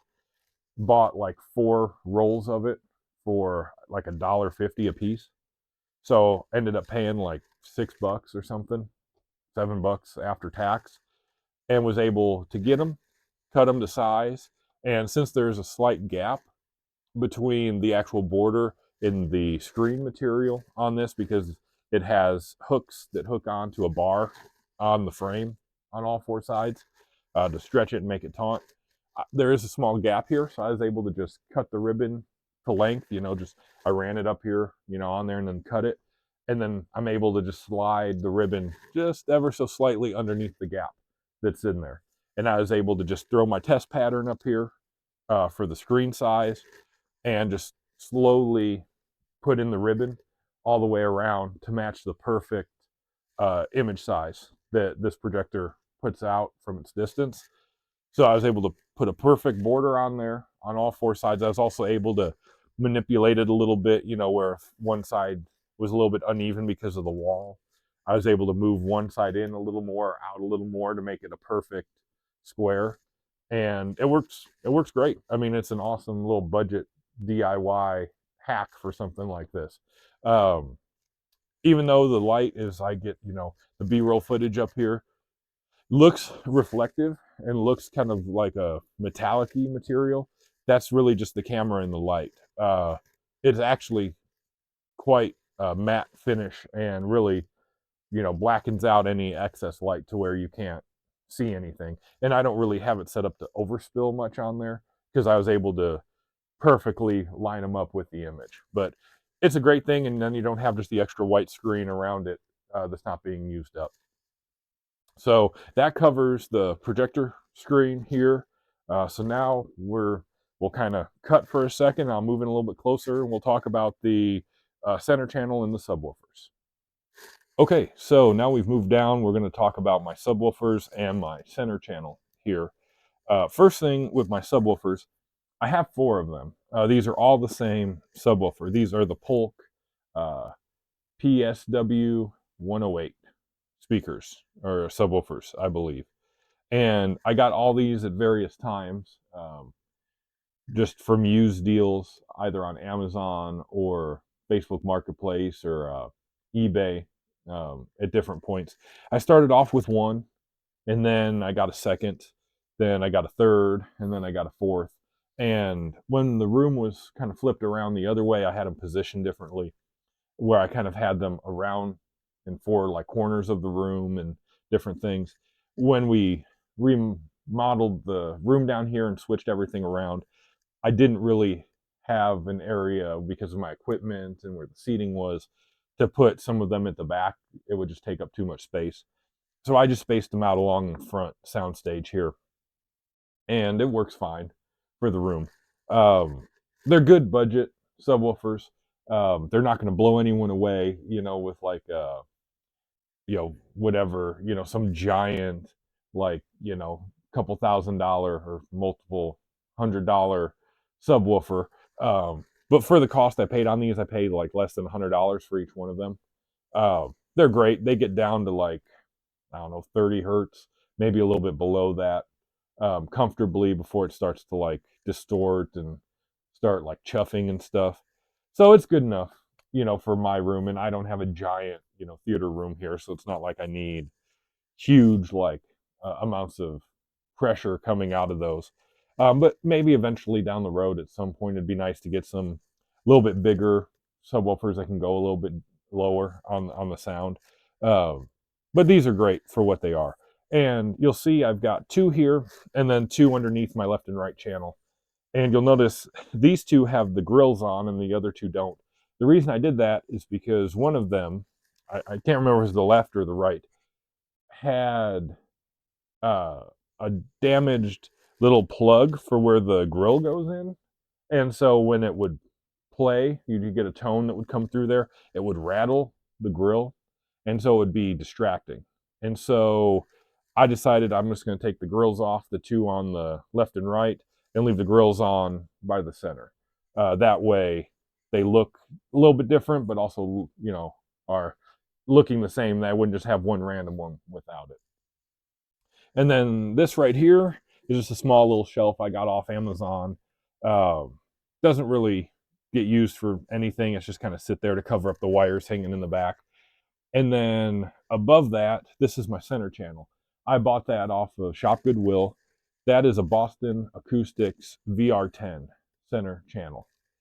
Again, I got that. It was coupled in a listing with another, I think, Polk standard, like CS10 or something, kind of a low budget Polk center channel. And I sold that off when I got it because I didn't need it. And I got this, and this is a really good center channel. As you can tell, it's a three-way center channel. This is the smaller version. There is a VR12, which is a little bit bigger, but this one has, I believe it's a dual 5-inch or 5.5-inch woofers. It's got like a 1 or 2-inch mid-range, and then like a 1-inch or just under a 1-inch tweeter on the top. This thing does extremely well for vocals and dialogue and everything. It's clear. You can still get a range of kind of the depth of the voice. So like male voices and deeper male voices and women's voices and children's voices. You get a good distinction. It doesn't really garble and doesn't like sound too shrill or muddy. It's actually a really good center channel. And a lot of people will say, well, that doesn't match with my other speakers. I understand there's this whole idea of like timbre matching and different things. I've never had to worry about it unless it's something extremely different, like Klipsch or JBLs that have horn-loaded tweeters versus a soft dome tweeter or something. If everything's kind of the same in its construction, I've at least found in my room, I haven't really noticed any jarring differences. As long as I level match everything, it should be good. So yeah, so that covers basically my front here, and I've got just some outlet plugs and everything back there, just to plug all my subwoofers and stuff in. But yeah, so that's been my front section of the room, and then the last part we'll just talk about kind of seating and some of the other room treatments I've got here, and then this video will be done. All right, so we're going to talk about the seating and stuff now that I'm done kind of going around the four walls here in the home theater. You'll see in the B-roll, this stuff up closer. The camera's kind of where it's at so that I'm not completely washed out by my overhead light, because the lighting in here is not really suited to walk around and take videos like this. So you'll see I've got two couches down here. I don't have actual theater chairs. The main reason for that is we got these as hand-me-down couches, so I spent very little money on them. I didn't spend anything to get them. I got them for free. This couch here in the back, this one we got when we lived at our old house. A family member of my wife was cleaning out stuff at their house, and this couch was there. They were going to get rid of it and asked us if we wanted a couch for our old house at the time? We said, yeah. We took it. And then after we moved from our old house to here, we decided to put it down here in the theater room and get new couches for our living room upstairs, mainly because this one is like a bluish teal color with flower print and not the most aesthetically pleasing couch that you would look at. And so we put it down here, and I have couch covers on it. I originally had just like I don't know, it looked like just a big blanket with ties that you would just fabric ties to like tie it on there, and that one constantly would come loose and pull up and come off, and it was kind of a pain. So the one I have on there now is just a stretchy cover, fitted cover from Aldi. I got on clearance for, I think it was like 75% off, and it's a silver color, kind of like a gray silver. It would be nice, you know, if it was like black or a dark gray, so it would blend in a little more. But I mean, I'm not complaining about that. It works, it does its job, and it sits on there a lot better than the other one because it is a fitted couch cover. So it just has the elastic at the bottom that kind of just fits around. And we've never had any issues with it pulling up or coming off when people are sitting here. On top of that, I also have just a black couch cover and a dog mat that's on there. That's for our dog and our cats when they come to stay here or stay come to sit or lay down in the theater room. Whether that's when we're watching stuff down here or just sometimes in the middle of the night they'll come and they'll sleep down here.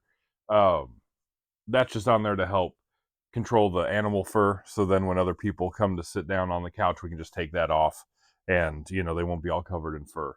Then there's a couple other blankets and other pillows, but I did want to point out the pillow on the very end. That's a WWF wrestler pillowcase that's on there. That's actually my old pillowcase from a sheet set that I had growing up. I use that sheet set quite a bit. It's probably the only sheet set I really remember having when I was younger. I know I had other ones, but that's the one that really sticks out in my mind. And I ended up getting that pillowcase handful of years ago when we went to visit my family. That pillowcase was still in the closet, just laying there, where the other sheets that were with it and the comforter and all that, I don't know what happened to those. But the pillowcase was still there, and I asked my family, my parents, if they cared if I took it, and they said no. So I brought it back here and just put it on a newer pillow, and now it's just down here in the theater room to be used. And then on the very far end, you'll probably see a little bit of it on that camera, is like a gray and white dog bed. It's a pretty big dog bed. We kind of just sit it there for now. And then when we have other animals that come down here, because our family members have pets that they bring by when they come and visit, so we'll lay that down on the floor, and so some of the other dogs and stuff can lay on it. And occasionally my dog, he is a senior dog, so sometimes he'll jump up on the couch, sometimes he won't. So every once in a while we'll lay that on the floor so that he can lay on that bed when we're down here instead of like jumping up here on the couch. Going along with that, with this couch back here, this couch is on risers. They're just bed risers, like anything you would find for like college students and stuff that would just lift the bed up. I think these ones right now are, I don't know, like 6 or 8 inch ones. But I do have a set that I'm going to actually be replacing on here that are a double stack set. So they go up like, I think like 12 inches or maybe like 14 inches. I'm going to put those on here so it raises it up a little bit more. And that just helps so that the sight lines, you're over the people sitting in the front. And especially for me, I'm a big guy.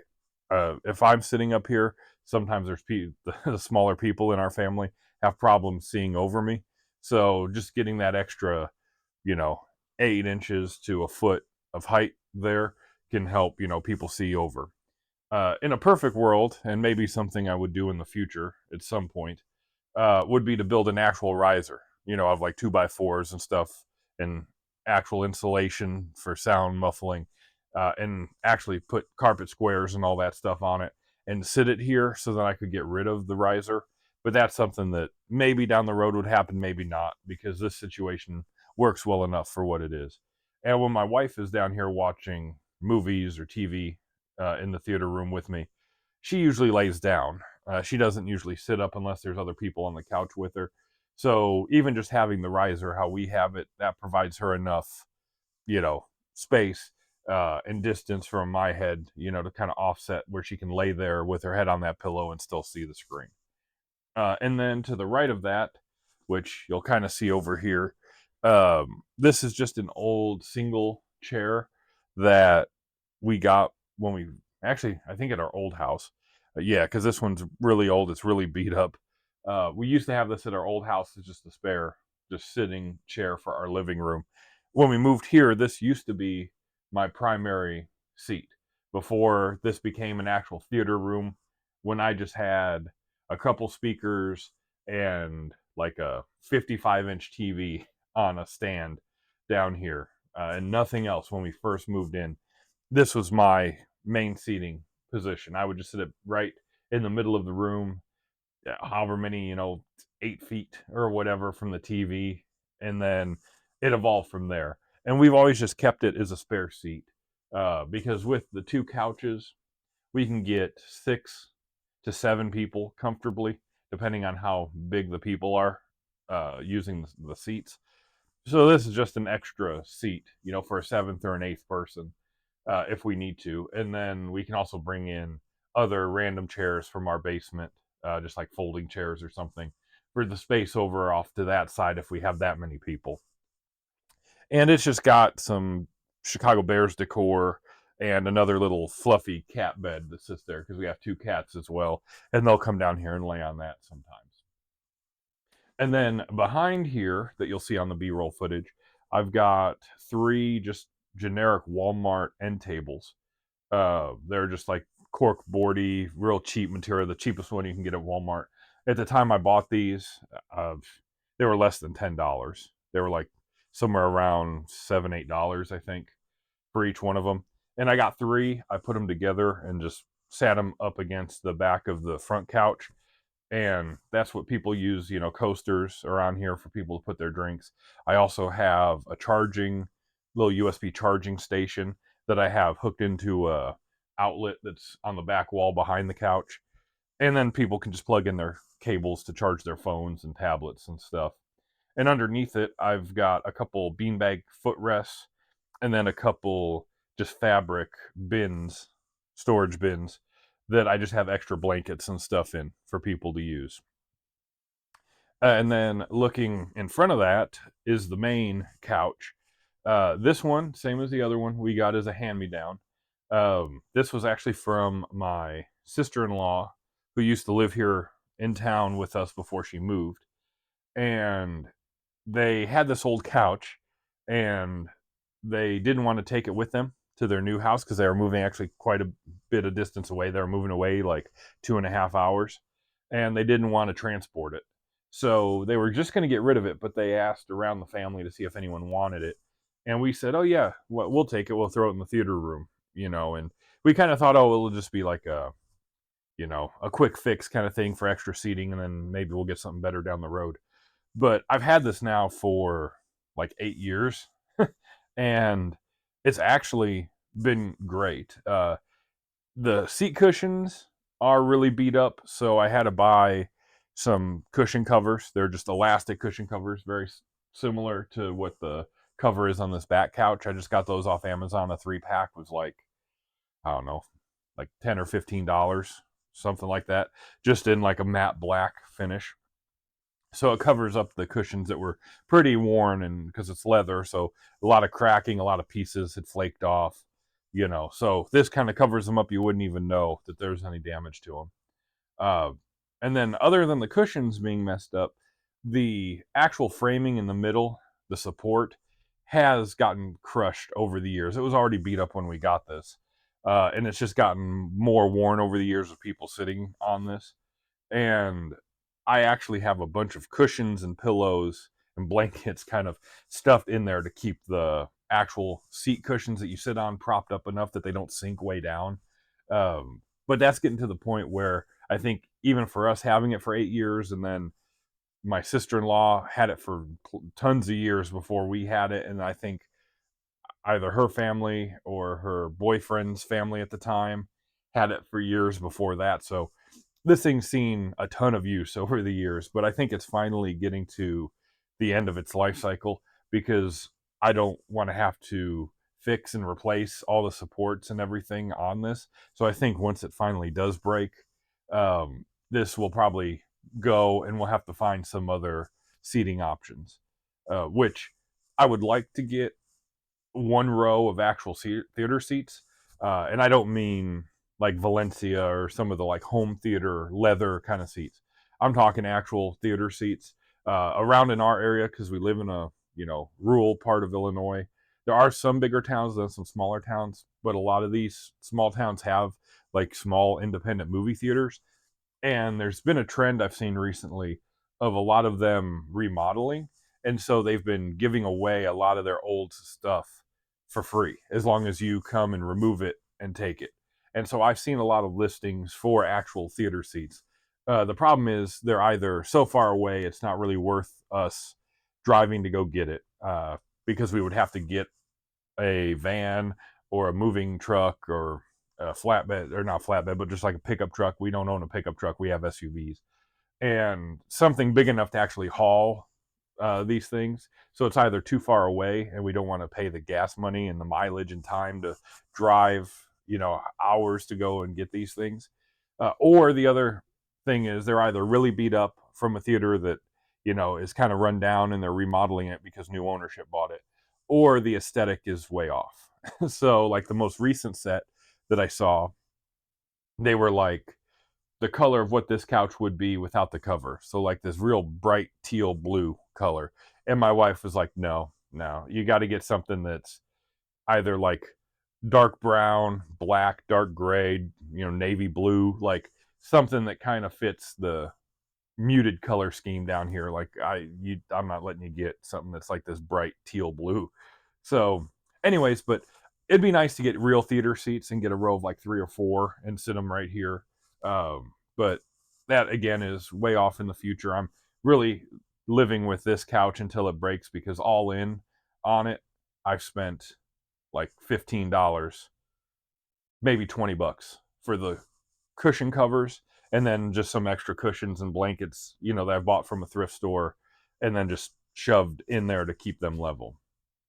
And then in front of that, real quick, is just a IKEA coffee table that I got for like $20 a few years ago from IKEA, just to, put my drinks and stuff on. And I've got a tablet holder and my remotes.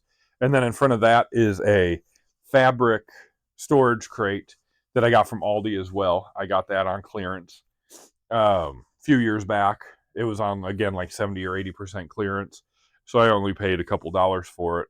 And I just have extra stuff that's in there. So like old gaming equipment that I'm not going to use, and some random magazines like Game Informers and stuff, and just random things are just stored in there that I don't want to have on my actual racks over there.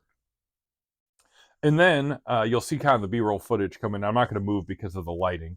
The floor is just like, it's a concrete floor, since we're in a basement, with just like the wood subflooring on it. It's real thin subflooring, but that's a slab of concrete underneath.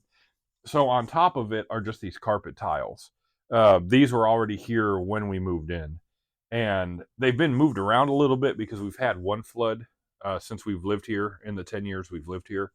So they've had to be ripped up and cleaned and dried out and then replaced down here. So I've never gone out to get real quality carpet, just because if we do get another flood, I don't want to be out all that money on buying like a nicer carpet and then having to get rid of it and then buy new carpet and the tear out and reinstallation. So at least with these carpet squares, it's easy to pull them up and then dry them out and then put them back down if I have to, because I've done it once before. And the color kind of works. It's like an off grayish blue color. The lighting in here makes it look a little weird, but it's like a grayish blue color with a little pattern thing on it. So it works out for what it is. And then I also have just 2 very cheap Walmart carpets They're the cheapest one you can buy. They're real thin. They're not shag or anything. There's very little support to them. They're just like a little area carpet rug thing in the dark grayish blue color from Walmart. It's just, again, like $10 or $12 at the time I bought those for them. And they're just there to help cover up some cords and help cover up and make kind of a connected thing for the couches to sit on, because some of the carpet squares are a little bit deformed from that flood we had the first time. So this kind of like lays them flat and lets you have the couch, and the couch can slide without ripping up any of the carpet squares. And then looking at the actual room treatments, the ceiling here, there is a drop ceiling and it's painted white. And my wife had told me when we remodeled the room, you know, a few years back, 5 years ago, whatever it is, to paint the drop ceiling either a dark gray or black color. And I didn't want to do it at the time, and I should have listened to her, but I didn't. And I don't really want to paint it black now fully, because I'd have to move everything out of the room, and I really don't want to do that. So if for some reason we have to move everything out of here, maybe I'll do it. But at the moment, I'm not doing that. But it's a white drop ceiling, and my ceilings, as I said here, are only like 6'11" or maybe 7 feet tall. They're not very tall. That's why I don't have Atmos speakers, because I don't think the height of the room would really lend itself to that, considering where my other speakers are. But behind the camera, you'll see on the B-roll footage, I do have the front kind of square where the projector screen is painted black, and then I have the acoustic foam panels like this. I don't know if you can see it on there, covering up that front section. And that's really helped with the glare and the reflection of the projector screen on the ceiling, because before that white ceiling would reflect a lot of light back. But now that I've got that there, that pretty much dissipates and absorbs most of that.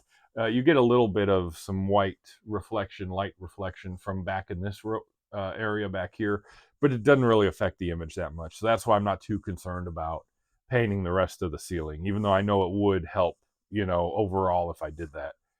And then you'll see those squares, the acoustic squares, are just spread out throughout the room. I have them on the kind of intersecting points of the grid for the drop ceiling, and I've just got them every other intersection and the opposite rows. You know, so I've got 3 like on, you know, the thirds, and then 3 on the seconds, like going through. And I just have that in the room where it's not part of the actual fully covered part in front of the screen there. And then as well, I've got the LED light strips that you've seen in the other videos just in the background. Those were also from Amazon. I bought those when we redid the room down here. I just bought like a 300 or 500 foot roll that you could just cut to length and then put the little connector on and just put them up here, and it works really well. And I usually don't have the center light on. It's just hanging here in the middle of the room because it washes so much stuff out. But for filming, I have it on, so there's enough light down here to actually see things. Otherwise, even with the LED light strips on full power, it's too dark to see anything down here. So normally the main center light is off. So just with those LED strip lights, it provides enough lighting to kind of see where you're going and pick the movie and do your popcorn or do whatever. And then you can either leave those on or you can turn them off. And I have them connected to my Echo Dot, so you know I can turn them on and off with that. Where the center light in the middle, that's just controlled by a light switch, and I just turn that on and off when I need it. So that pretty much covers the seating and the flooring and the room treatments with the ceiling and everything. The last little bit will just be right out front my entrance to the home theater, where I have a marquee, like a poster marquee, and a few other decor items. And then this immensely long home theater tour that's been split up in these 2 parts will finally be over. Okay, so now we're going to start on the very last section of this home theater tour, and then we'll finally be done with it. So we're going to talk about the front entrance to my home theater right here on these walls by my little stairway that's behind me going down to the basement. You'll see this part here, I'll talk about this, and then everything else I talk about, you'll kind of just see in B-roll footage, just because it's kind of hard to position the camera over here and get myself in the frame to talk about it. So I'll just talk about it and you'll see kind of B-roll footage on that. But starting off, I'm going to talk about this. This is one of the coolest things, in my opinion, that I have for my home theater. This is a Lightbox that I got when Family Video went out of business a few years back. At the time, as I had mentioned earlier in another part of the video, I worked at Hertz Rent-A-Car, and so I was driving all over central Illinois to various rental car locations. And in doing that, Family Video was going out of business around the same time, and I would stop at the Family Video locations in the different towns or in neighboring towns to where the rental car places were that I was at. And so I collected a lot of like physical media and video games and stuff through buying them on, big discounts because they were clearancing them out. But I also bought this light box. So I got this for, I think it was like $50 at the time. And it came with the light box, and it came with a package box of the fluorescent lights that go in it. And this is actual like poster sized light box. It had nothing in it at the time when I bought it. I could have bought some posters if I wanted to, but they were for movies that were out or that they still had for around that time period, and nothing really piqued my interest. So when I got the light box and I installed it here, and it's just kind of run with a cord out into our bigger basement and up to outlet that's in there. But I didn't have anything to put in here. And so my wife I can't remember if it was a birthday gift or a Christmas gift, one or the other, went and actually had this printed for me, this Belmont Theater poster. And she had it made custom. She works in graphic design, so she designed the entire poster and then sent it off to like Vistaprint or somewhere and had them print it to the poster dimensions that would actually fit here. And it's really neat. It's really cool. A lot of people that have never been here to our house or seen the home theater really like this, and it's a nice conversation piece. And if I turn it on, it's plugged into an Amazon plug, so I can use voice commands to turn it on. It's extremely bright, so it would probably wash out most of the image on the camera, so I'm not going to turn it on. But it's just really cool, and I love this poster. The poster gets washed out a little bit, especially on the camera, because these posters are supposed to be like a double thickness, so that it helps block a little more of the light so it doesn't get so washed out. And this is just a standard poster thickness, so the light really shines through it.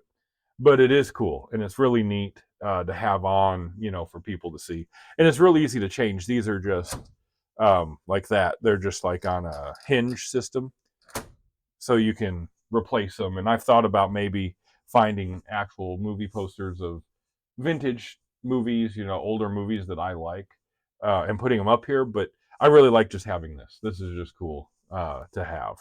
And then, like I said, and this is one of my favorite kind of conversation and decor pieces that I've got here. And then, as I said, you'll see in B-roll, I'm going to talk about right here. This is just our stairwell that goes up to our main floor. And on the left-hand side, you'll see a picture, or you'll see the stuff that's in the picture for the thumbnails for these 2 home theater tours. And that's just a couple of cinema, popcorn, and admit one ticket prints that we got from a yard sale for a couple dollars for the pair. They're just up there. There's this home theater sign, that we got again from a garage sale, but I think it's just from, I don't know, like a Michael's or a Hobby Lobby or something that just shows like popcorn and matinee air conditioning, all this stuff. And then you'll see the Belmont Theater on the little, I don't know, like marquee board with the letters you can put on there. My wife got me that again for like a holiday at some point. I don't remember when, but I just have it, with the now showing and the Belmont Theater listed on there. And then we also have a Hat Show print poster that's in just a generic Walmart poster frame there that we got when we went to Nashville on a vacation a handful of years ago. and it just says like air conditioning, the coldest spot in town, hat show print. And I thought that was really neat because it is so cold down here in our basement, and the theater is usually marketed, especially back in the day, about being air conditioned. So I thought it just kind of met the aesthetic, and my wife really likes hat show print like artwork, so it was just a cool thing to put here. And then flipping on the opposite side, which is to the left of the marquee here, is just a kind of generic, again, from Hobby Lobby or somewhere, like film reel roll, like metal decor thing. I got that from an old coworker years ago when I worked at Hertz. She was moving from her apartment into a house that her and her husband had bought, and they didn't want this anymore, as well as a bunch of other stuff. But I ended up taking that and just initially had it in the theater room, and then when we redesigned the room and moved it around, we just put it out here in the hallway.